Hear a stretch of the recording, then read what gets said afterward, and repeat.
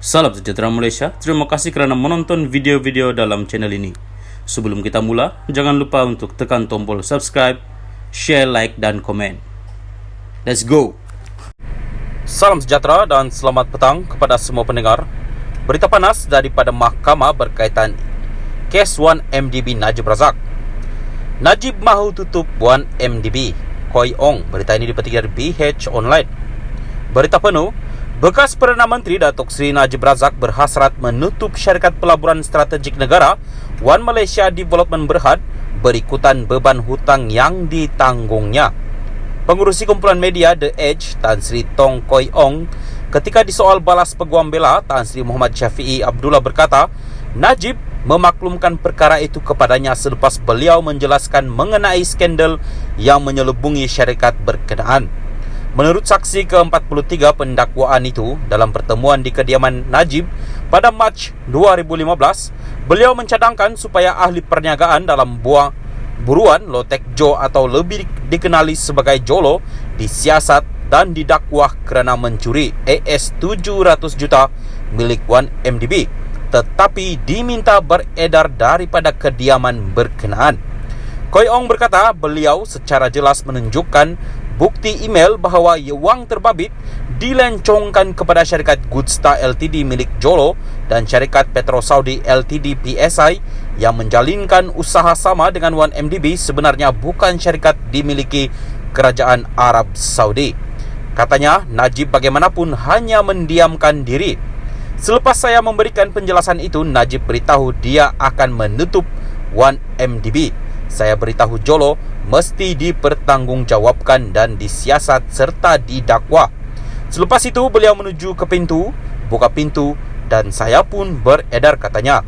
Muhammad Syafiee, saya cadangkan kepada kamu sebenarnya sensitif kerana penjelasan kamu tidak dapat maklum balas daripada Najib.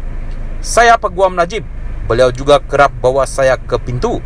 Koi Ong, gaya tubuh Najib ketika itu bukan apa yang seperti kamu gambarkan. Saksi itu memberikan keterangan terhadap Najib 69 yang menghadapi 4 pertuduhan menggunakan kedudukannya mendapatkan suapan berjumlah RM 2.3 bilion daripada dana 1MDB dan 21 pertuduhan pengubahan wang haram membabitkan jumlah sama. Salam sejahtera dan selamat petang kepada semua pendengar. Berita panas daripada mahkamah berkaitan kes 1MDB Najib Razak. Najib mahu tutup 1MDB. Koi Ong, berita ini dipetik dari BH Online. Berita penuh, bekas Perdana Menteri Datuk Seri Najib Razak berhasrat menutup syarikat pelaburan strategik negara One Malaysia Development Berhad berikutan beban hutang yang ditanggungnya. Pengurusi kumpulan media The Edge, Tan Sri Tong Koi Ong, ketika disoal balas peguam bela, Tan Sri Muhammad Syafiee Abdullah berkata, Najib memaklumkan perkara itu kepadanya selepas beliau menjelaskan mengenai skandal yang menyelubungi syarikat berkenaan. Menurut saksi ke-43 pendakwaan itu, dalam pertemuan di kediaman Najib pada Mac 2015, beliau mencadangkan supaya ahli perniagaan dalam buruan Lotek Jo atau lebih dikenali sebagai Jolo disiasat dan didakwah kerana mencuri AS 700 juta milik 1MDB, tetapi diminta beredar daripada kediaman berkenaan.